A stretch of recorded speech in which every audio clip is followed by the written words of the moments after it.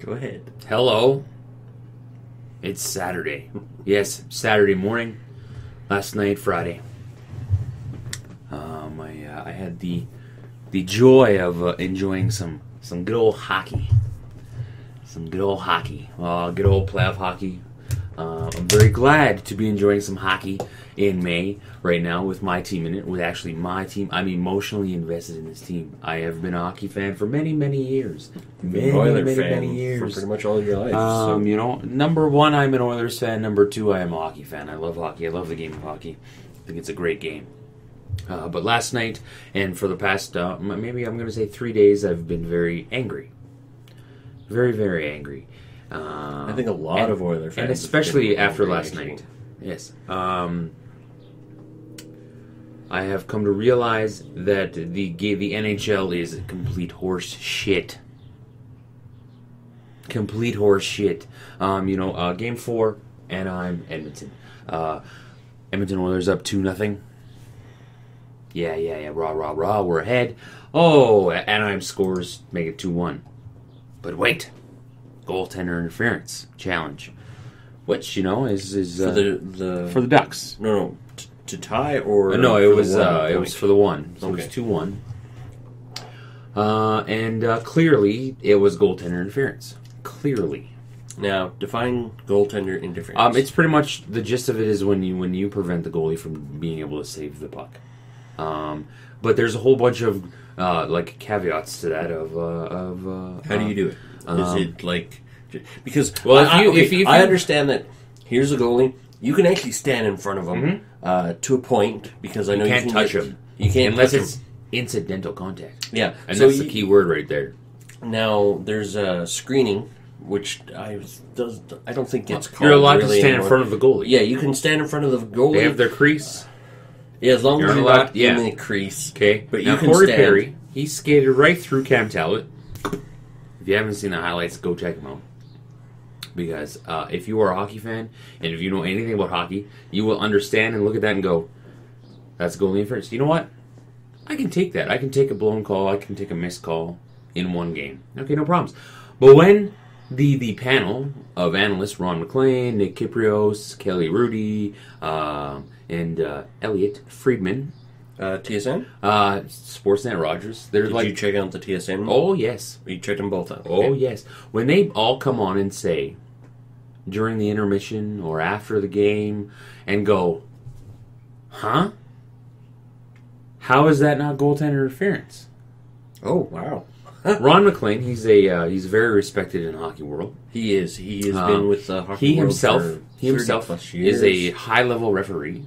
Oh, is he? Okay, I didn't know that. He is certified at I don't know what level, but he's very Grandmaster.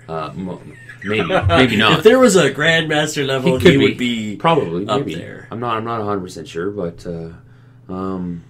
when he comes on and he said this openly. He said, I want to side with the NHL on this, but I can't.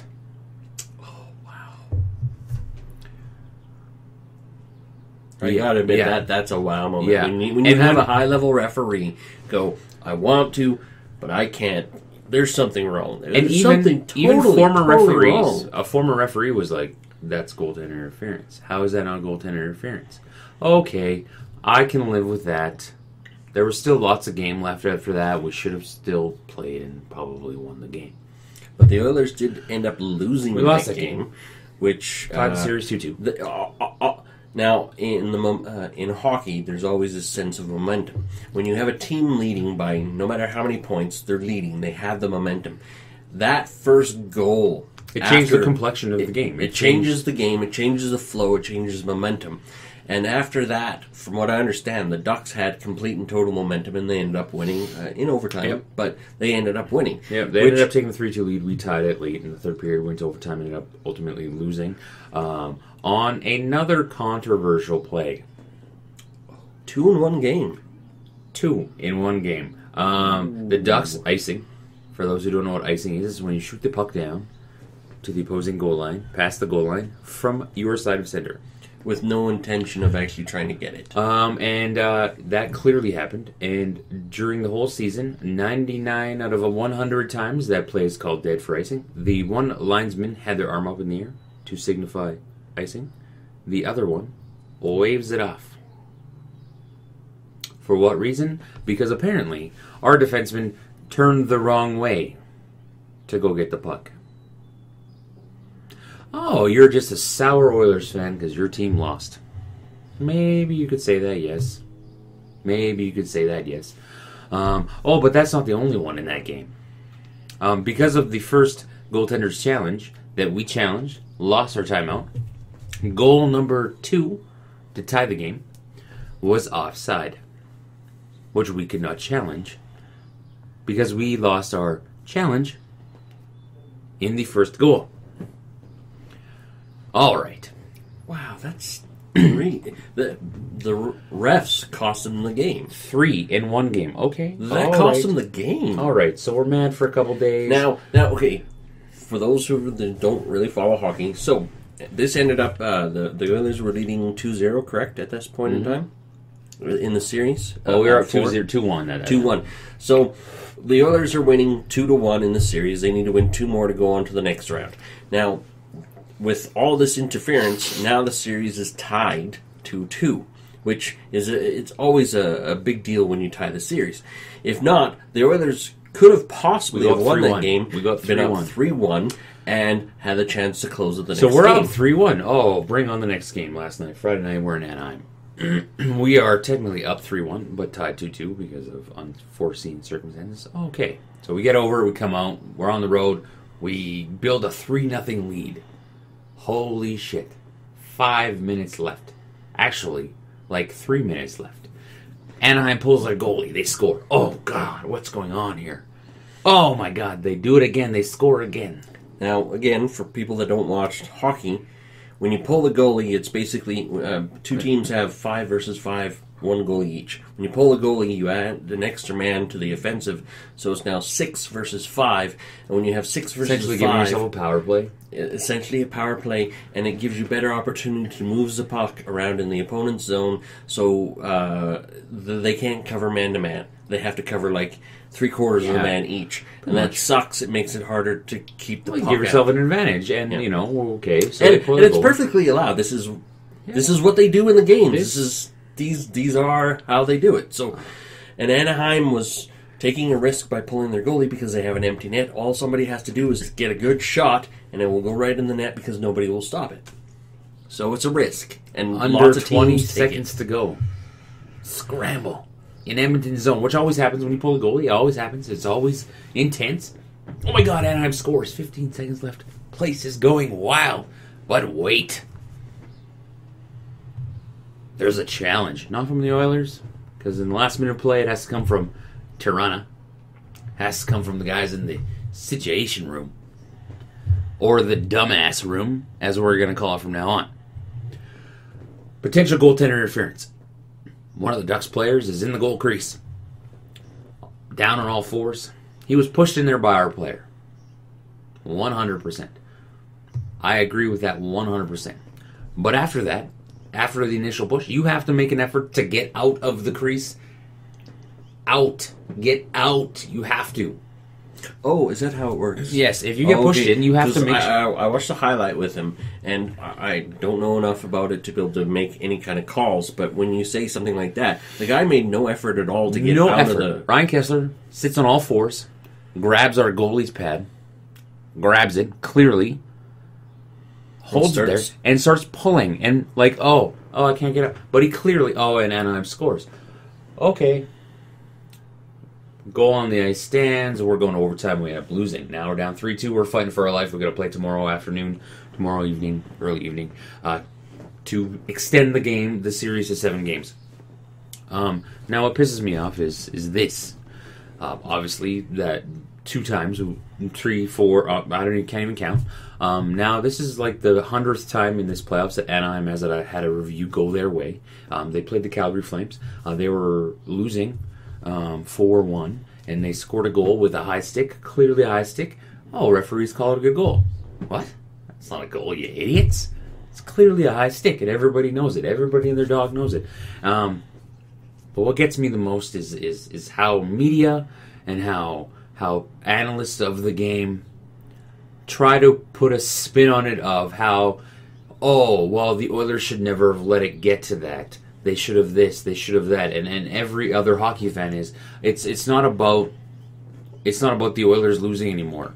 At this point, for me, it's about the integrity of the hockey game. It's about the integrity of the NHL, and I was very mad last night. Very, very mad. Like, very mad. Madder than I should be at a hockey game. And any hockey fan who watches this should be angry. Any fan, I don't care. It's not, like I said, it's not about being an Oilers fan. NHL, you should be ashamed of yourself. You should absolutely be embarrassed for what you're doing and how you've... I would like... One of our players last night said, and he'll probably get in trouble for it, said, I have no idea what goaltender interference is anymore. Because neither do I, and neither does any hockey analyst or any former player, any former referee. They have no idea what it is anymore. And it's a shame. Like, the NHL talks about wanting to grow their game, but I don't grow this game. Don't grow this game. Yes, this happens. Yes, stuff like this happens. Missed calls are missed. But this is, why do you have review? What's the point of having video instant replay, a video replay, if you're just going to get it wrong? When you go... instant replay was supposed to quell any misinformation at all, because you can clearly see it from multiple different angles. They watch the tapes, see it from different angles, and they should be able to make a halfway decent review. They looked at it for like less than 2 minutes. Because I understand that a goalie or a ref in the moment can make the wrong call because they see it from a wrong angle. But if you're going to watch it on tape and see it from multiple angles and see that it does do that, you shouldn't get it wrong. Like, I ref hockey at a very low level, very, very recreational level. I get that the game moves fast and the game happens fast and things happen fast and you can miss stuff. But, like, you know, when you go to a videotape where you can slow it down to a frame by frame and zoom in and you still get it wrong, you are, in a sense, slapping the fans in the face, saying, we don't give a shit about the game, we don't give a shit about the integrity of anything at all. It comes across as, we know who we want to win, so we're going to make sure that they do. I don't sit here and cry conspiracies, and I still won't. I would. I still won't, but it makes you go, I agree. It does make you go, and honestly, you can start crying conspiracy because you simply need to go, well, if they did that to Calgary... If they did that to any team, if it was your team in that situation, you take out the Edmonton Oilers. Again, that's why I think if you just look at it as a hockey fan, if you're Canada playing in the Olympic gold medal game, and that happens, all of Canada would be losing their shit right now. Because it would but that would never happen in the IIHF, because the IIHF actually calls the game like they should. Well, from what I understand, they don't care if a call changes the game. They call it, because they would have got it right. They would have absolutely got it 100% right. And you know, it was said on the social medias yesterday that one person said, did he expect it to be overturned? No, absolutely not. Was it interference? Yes. Did he expect it to be overturned? No. And it's like, and I don't like. I'm gonna listen to radio on Monday, and I'm gonna hear people be like, the Oilers shouldn't have let it get to this. You're absolutely right, but they let it get to 3-2, and that 3-3 goal should not have counted. 15 seconds left. No goal, face off outside. Who knows what happens? They could have still scored and tied it, yes. But most likely not, because they would have had to put their goalie back in. Yeah, and then would have won 5-on-5. And could they have tied it? Maybe. Who knows what's going to happen? But depends on how the face-off would have gone. I understand that you could. They would have beat us because they've been beating us all series of face-offs. But But still, that's not the point. It's the point of how it got there. And, could we have won it in overtime? It went to 2 overtimes. Yes, we could have. We had multiple chances. But to me, that's the story of the game. And NHL should be ashamed of themselves because they're never going to come out and admit they were wrong. They're never going to come out and... It's so... To sit here and look at this, and this playoffs has been so amazing for me as an Oilers fan. I've been waiting for a very long time for my team to be in there, and this has been so much fun to watch. But to have it potentially end the way it could end, it's heartbreaking, and it makes me very upset. It makes me it almost makes me want to turn hockey off and not turn it back on. And yes, it is my team and I'm emotionally invested, but I can guarantee you if it was your team and it happened to you 2 games in a row like that, you would be you would be in the same position I am. If it was Toronto, if it was whatever, it would be the same thing. And as a hockey fan, you should be pissed off. And I'm pissed off for him. I heard the guy I was working with, he's a bigger Oiler fan too. I heard him kind of complaining to another guy, and they were both agreeing that these weren't the best calls in the world for not this last night's game, but the game before that. And I was like, because I'm not really following it.